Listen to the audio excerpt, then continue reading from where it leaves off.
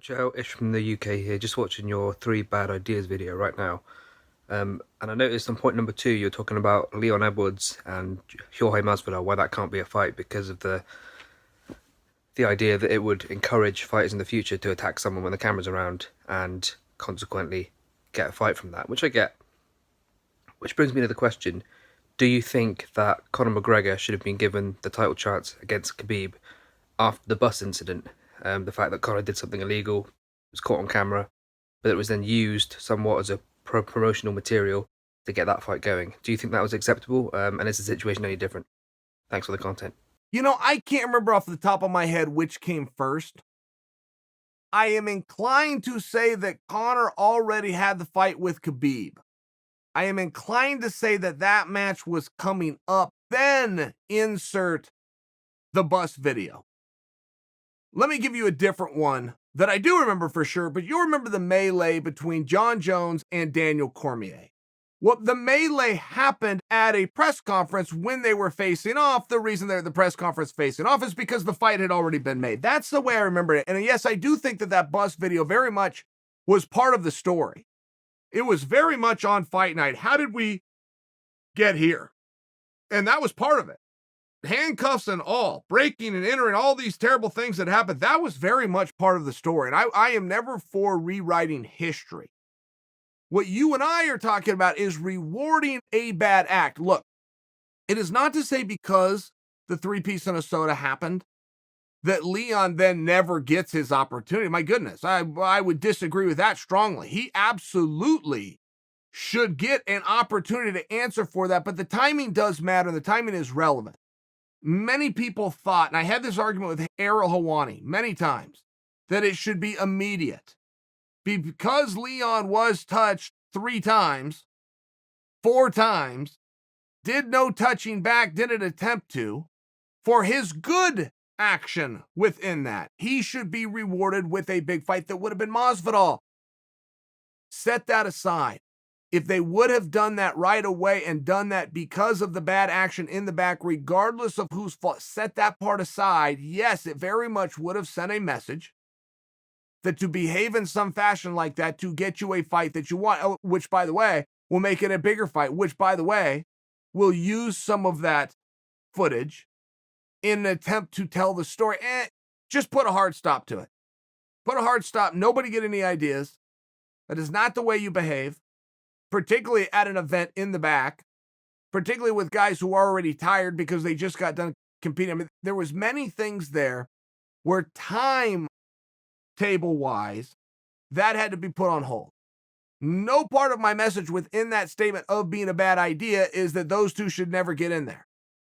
But when Leon was doing the call out, he was calling, and I understand this was tongue-in-cheek. I understand the street fight in the backyard on a video and put it on YouTube. I understand he was incorporating things that used to be part of Masvidal's life, but you're still taking a bad action and your suggestion to turn that into a sanctioned event under the unified rules, instead of, you went the other way. I get it was tongue-in-cheek. Leon has done nothing wrong here. But that's a bad idea. That is a very bad idea. Let's just say he wasn't tongue-in-cheek. Let's say he was perfectly literal. Now him and George are going to walk into a backyard and someone films it and then it lives on YouTube. That was the suggestion. My response to that suggestion is, that's a bad idea. Chael, quick question. Who do you think would be Gaethje's next match if he beat Khabib? Everyone's talking about Khabib with GSP, Khabib, whoever, if he beats Gaethje. But what about Gaethje? What if Gaethje wins? Who would be his next match? Yeah, it could be anybody, but I mean, if he beats Khabib, he's going to be brought up to a whole nother level. His next fight would have to be something important, I would think, to him. Would he go personal and go against McGregor and, I don't know, the axe to grind or whatever? Or would he take on Poirier and try to, right some wrongs, maybe defend that loss? Just curious, do you have a thought on who Gaethje's next match would be if he was to beat Khabib? Fun perspective, right? Because this is not a bracketed sport. What's good for one is not good for the other, right? In a bracketed sport, it doesn't matter if this team wins or this team wins. They move over here to take on this team versus this team. And you're right, things would be different for Gaethje. There's not going to be talk of Gaethje and St. Pierre. That's not even going to be a dialogue. If Gaethje were to lose to Khabib, I believe a narrative that would instantly be built in and be something bigger than anybody could resist would be a rematch with Khabib.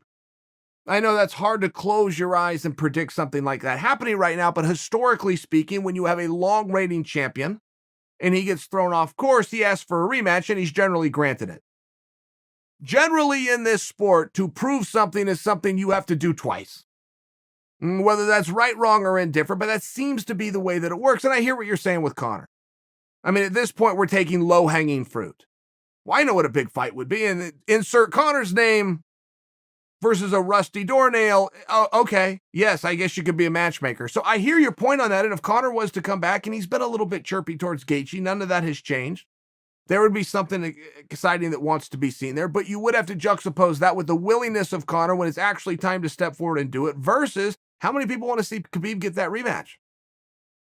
Sending guys out on a title shot when they declare that it's their last fight. Oh, and by the way, is Khabib's 30-0 to mean 30 matches?